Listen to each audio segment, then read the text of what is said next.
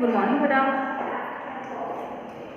कल के हमारे लेक्चर में हमने देखा था कि किस प्रकार से, कल तो आपकी ऑफलाइन क्लास थी लेकिन इसके पहले जो मंडे को आपका वीडियो गया था उसमें हमने देखा था कि किस प्रकार से महाभारत का जो हम पार्ट 8 और 9 देख रहे थे और उसके पहले 7 के बारे में भी हमने समझा था कि किस प्रकार से जो कुंती है वह महारानी बनती है। महारानी तो वैसे धृतराष्ट्र और उसकी जो पत्नी गांधारी वह थे, लेकिन उसके बाद में जब पांडव अपनी माता कुंती सहित कहाँ आते हैं, हस्तिनापुर वापस आते हैं। क्यों? क्योंकि जंगल में रहते हुए और वन विहार करते समय पांडु नरेश और उनकी जो पत्नी है माद्री, उनका निधन हो गया था, देहांत हो गया था एक मुनि के श्राप के कारण।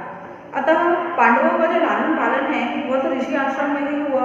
ऋषि आश्रम में होने के पश्चात में जब उनकी शिक्षा दीक्षा थोड़ी बहुत होती है और थोड़े से वो आयु में क्या होते हैं, बड़े होते हैं, तब ऋषि ये सोचते हैं कि इन्हें इनके जो राज्य है वापस भिजवा दिया जाए। तो हमने देखा था कि किस प्रकार कुंती अपने पुत्रों को लेकर हस्तिनापुर आती है और हस्तिनापुर में उनका स्वागत किया जाता है। लेकिन कौरव जो होते हैं, कौन, धृतराष्ट्र के पुत्र, वह धीरे धीरे किस प्रकार से जलन की भावना रखने लगते हैं पांडवों के प्रति, और यही जलन की भावना है जो धीरे धीरे क्या होती है, एक न एक दिन बढ़ती चली जाती है। उसके बाद फिर हमने देखा था कि किस प्रकार से कौरव और पांडवों के जो गुरु थे द्रोणाचार्य बने, कर्ण की शिक्षा दीक्षा और कर्ण को जो श्राप दिया था परशुराम ने, यह भी हमने देखा। तो आज हम देखते हैं लाख का घर, जो चैप्टर 9 में आपको दिया गया था।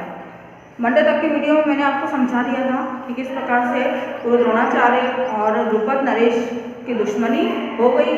वैसे तो दोनों एक ही आश्रम में, एक ही ऋषि आश्रम में क्या करते, शिक्षा ग्रहण करते थे, लेकिन किन्हीं कारणों के चलते बाद में दोनों लोगों में दुश्मनी बढ़ जाती है। अब चैप्टर 9 में दिया देखिए लाख का घर, पांडवों की बढ़ती लोकप्रियता। भीमसेन का शारीरिक बल जो था और शक्ति थी, उसका शरीर दिन प्रतिदिन इस प्रकार से बढ़ रहा था अर्जुन और भीम दोनों का, कि दुर्योधन दिन पर दिन उनको देख कर चलने लगता। वह पांडवों का नाश करने के उपाय सोचने लगा। इस कुमंत्रणा में शकुनी और कर्ण उसे सलाह देते थे। शकुनी योजना बनाता था और कर्ण जो था वह धीरे धीरे क्या करता था, उनके कामों में सहयोग देता था। पुत्र मोह में फंसे धृतराष्ट्र को केवल अपना पुत्र ही दिखाई देता था। अच्छाई बुराई की जो समझ थी वह अपने पुत्र के मोह के कारण सब भूल चुका था। कुछ नहीं, दुर्योधन के हट के आगे, उसके जिद के आगे दूसरों को जो कुछ भी नहीं समझता था। पांडु की जब अकाल मृत्यु हो गई तो धृतराष्ट्र ने जो राज का संभाला। अब युधिष्ठिर के बड़े होने पर पितामह को चाहिए था कि उन्हें राज्य वापस दिला दे, क्योंकि पांडु की मृत्यु हो गई तो तुरंत में जो आनंद पानन स्कूल तो तुरंत में जो तत्काल राजा बनाया गया वो धृतराष्ट्र को बनाया गया। लेकिन जब धृतराष्ट्र अंधे थे, चूंकि अंधे थे, तो उनके बाद जो पांडु राजा थे उनके पुत्रों को राजा बनाया जाना था। लेकिन यहाँ पे फिर जो दुर्योधन है वो कूटनीति की चाल जो चलता है और पांडु पुत्रों को भी राजा नहीं बनने देता। एक दिन धृतराष्ट्र को अकेले पाकर दुर्योधन ने कहा, एक दिन धृतराष्ट्र अकेले थे, राजा तो थे ही वह और साथ में पिता भी थे, पिता का फर्ज भी पूरा कर रहे थे। तो दुर्योधन क्या बोलता है कि पूर्ववासियों की बातों से लगता है कि राज्य पुनः युधिष्ठिर के हाथों में चला जाएगा, क्योंकि पांडु उनके जो काका जी थे वो तो राजा थे ही। यदि ऐसा हुआ तो हमें अपमानित होकर रहना पड़ेगा, हम अपमान के घुट पीकर नहीं रह सकते हैं। धृतराष्ट्र ने सोच में पढ़कर कहा कि युधिष्ठिर के धर्मानुसार चलने के कारण प्रजा उसे बहुत चाहती है। धृतराष्ट्र ने भी सोच लिया कि प्रजा उसे बहुत चाहती है, एक न एक दिन हमको भी राज्य का जो मोह है वो त्यागना पड़ेगा। तो यह सुनकर दुर्योधन ने कहा, क्या किसी न किसी बहाने से पांडवों को वार्णव्रत भेज दे। वार्णव्रत एक जगह थी, यह सब दुर्योधन की चाल थी पांडवों को फंसाने के लिए और उनको यहाँ पर हस्तिनापुर कभी भी वापस नहीं लाने की एक चाल थी। तो अपने पिता के पास जाता है और बोलता है कि यदि धृतराष्ट्र जो है राजा बन गए, युधिष्ठिर यदि राजा बन गया तो हमें एक न एक दिन अपना राज्य छोड़ना पड़ेगा और हमारी स्थिति जो है बिल्कुल कैसी हो जाएगी, कैदियों के समान हो जाएगी। तो आप क्या करें, इनको वार्णव्रत भेज दें कुछ दिनों के लिए।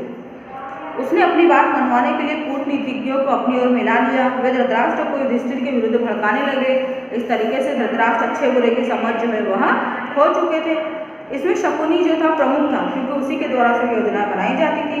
धृतराष्ट्र अभी कर्णिक की बातों पर विचार कर ही रहे थे कि दुर्योधन ने पांडवों को वारणावत भेजने के लिए अपने पिता पर जो है दबाव बनाना चालू कर दिया।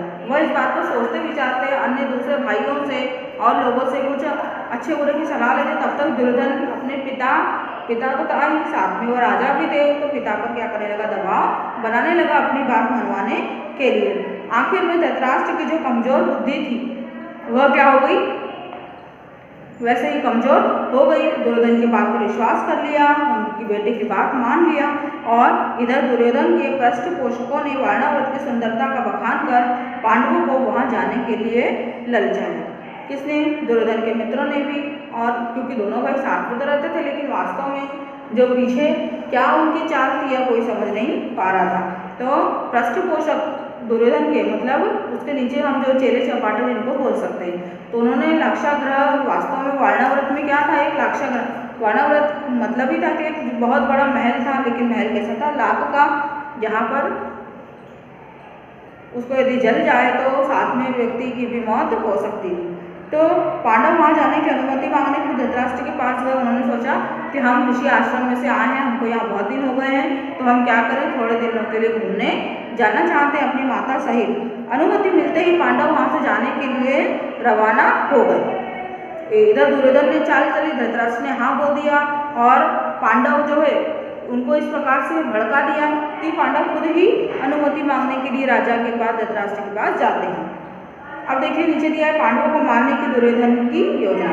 पांडवों के वहां जाने से दुर्योधन क्या हो गया, बड़ा खुश हो गया, उसका रास्ता साफ हो गया, हस्तिनापुर का राज्य भी उसको मिल गया, और उसने किसी न किसी नीति के चलते, किसी न किसी बहाने से पांडु पुत्रों को वहां भेज दिया, और उन्होंने सोचा कि अब इनका जो है सर्वनाश निश्चित ही है, अब इन्हें कोई भी नहीं रोक सकता।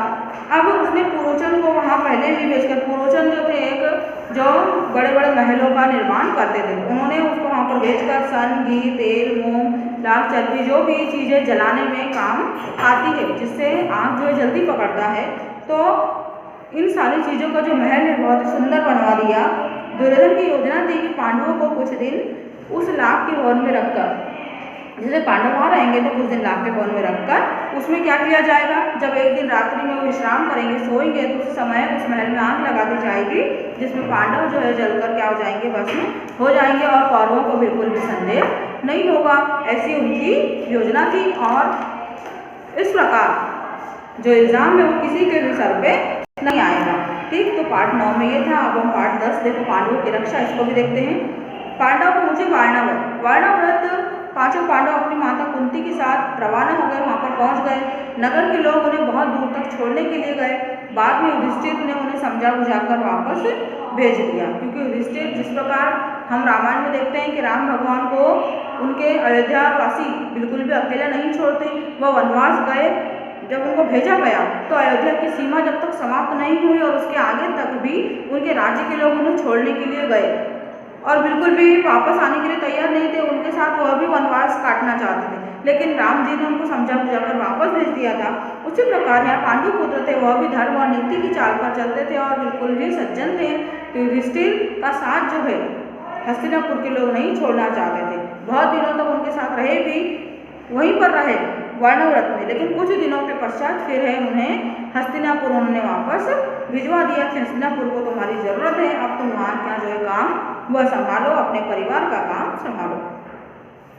अब विदुर ने युधिष्ठिर को दुर्योधन के षड्यंत्र से बचने का उपाय कूट भाषा में समझा दिया था। विदुर जो थे बहुत ही ज़्यादा चतुर थे, वह इस चाल को दुर्योधन की मन ही मन समझ रहे थे, भाप गए थे। एक दिन वो महल में मिलने आते हैं और कुछ अपन बोलते ना कि कोडवर्ड, तो कोडवर्ड में उन्होंने क्या किया, दुर्योधन का युधिष्ठिर को कुछ ना कुछ जो बात है वो समझा दी। वारणावत के लोग पांडवों के आने से बहुत खुश थे। अब वारणावत में पांडव आ गए तो उनके तो हाथ खुल गया, उन्होंने सोचा कि राजकुमार हमारे घर पधारे, वो रोज रोज नए नए व्यंजन, उनका स्वागत सब कुछ करने लगे। उन्होंने पांडवों का स्वागत किया। डाक का भवन तैयार होते ही पुरोचन पांडवों को उसमें ले गया। इस घर को देखते ही युधिष्ठिर ने जान लिया कि यह घर जल्दी ही आग पकड़ने वाली वस्तुओं से बना है। वास्तव में जो युधिष्ठिर है वह भी इस चीज को समझते थे। हो सकता है इस इसी के कारण उन्होंने वहाँ पर जाने का मन बनाया होगा। उन्होंने भीम को सावधान कर दिया कि वे पुरोचन के मन में जरा भी संदेह पैदा नहीं होने देना चाहते थे, क्योंकि जो पुरोचन थे जिन्होंने महल बनाया था दुर्योधन के कहने पर, यदि इनको पता पड़ जाता तो वह निकल सकते थे। तो इसीलिए ऋषि ने पहले ही सभी भाइयों को बता दिया कि पुरोचन जी को बिल्कुल भी शक नहीं होने देना है कि हमको ये महल क्या हो गया है, बहुत पसंद आया है। अब क्या होता है, दुर्योधन की युधिष्ठिर की सलाह मानकर पांचों भाई अपनी माता सहित वहाँ रहने लगते हैं। इसी बीच विदुर के द्वारा भेजा गया सुरंग बनाने वाला एक कारीगर वहाँ पहुँचा, जिसको सुरंग का काम जमीन से खोदकर सुरंग बना सकता था। उसने युधिष्ठिर को अपना परिचय दिया और बताया कि मुझे महात्मा विदुर ने भेजा है, और क्या करता है वो गुपचुप तरीके से जो है अंदर के अंदर जमीन में काम करने लगा युधिष्ठिर के कहने पर। यह बात पुरोचन न जान सका, बिल्कुल भी कानों-कान पुरोचन जी को भनक नहीं लगी, न ही दुर्योधन और उसके मित्रों को। पुरोचन ने भी द्वार के पास ही अपने रहने की जगह बनवा ली, वहीं पर रहने लगा पुरोचन भी, ताकि महल के पास ही युधिष्ठिर इन लोग का कब मरने वाले हैं, कब इसमें महल में आग लगानी है, सब क्या हो सके उनको जानकारी मिल सके। दुर्योधन के कुकृत्य की निंदा। अब देखिए, पुरोचन के रंग ढंग से युधिष्ठिर ने उसकी मंशा भांप ली। उनकी सलाह पर माता कुंती ने विशाल भोजन का आयोजन किया। पुरोचन के रंग ढंग से क्या हुआ, युधिष्ठिर को आभास हो गया। अब एक दिन वह भी योजना बनाते हैं। माता कुंती ने भोजन बनाया और बहुत बड़ा आयोजन किया। खाना खाकर सब गहरी नींद में सो गए। तब भीम ने क्या किया, आधी रात के समय उस भवन में आग लगा दी खुद ने ही, और पांडव क्या होने लगे, माता कुंती के सहित बाहर आ गए सुरंग से। सारा महल जल गया, पुरोचन भी इसमें जल गया जिसने महल बनाया है ना। और दुर्योधन के इस कृत्य की सभी ने खूब निंदा की। वारणावत की खबर जब हस्तिनापुर पहुंची तो धृतराष्ट्र उसके बेटों ने मतलब झूठ माट में ही जबरदस्ती झूठा ही क्या किया, शोक मनाने लगे और गंगा के किनारे जाकर उन्हें श्रद्धांजलि दे दी कि पांडव पुत्र जो हैं वह जलकर भस्म हो गए हैं। उनका जो अंतिम संस्कार और जो भी किया जाता है सब वहाँ पर जाकर वो कर आए। लेकिन विदुर जो थे उनको यह आश्वासन था कि पांडु पुत्र जो सुरक्षित बचकर निकल गए हैं और वापस एक न एक दिन हस्तिनापुर जरूर पहुँचेंगे। उन्होंने पांडवों को बचने के लिए किए गए उपायों से भीष्म पितामह को बताया और उन्हें चिंता मुक्त कर दिया, क्योंकि भीष्म पितामह खुद ही चिंता या शोक में डूब गए थे कि अब पांडु पुत्र नहीं बचे और दुर्योधन और उसका जो कुकृत्य वाला कार्य है और जो सारा राज्य है अब हस्तिनापुर का तो सर्वनाश निश्चित ही है। तो इस तरीके से दुर्योधन की जो कृत्य की निंदा होती है। अब इसके आगे की पार्ट 10 का जो बचा हुआ पोर्शन है हम कल के वीडियो में देखेंगे।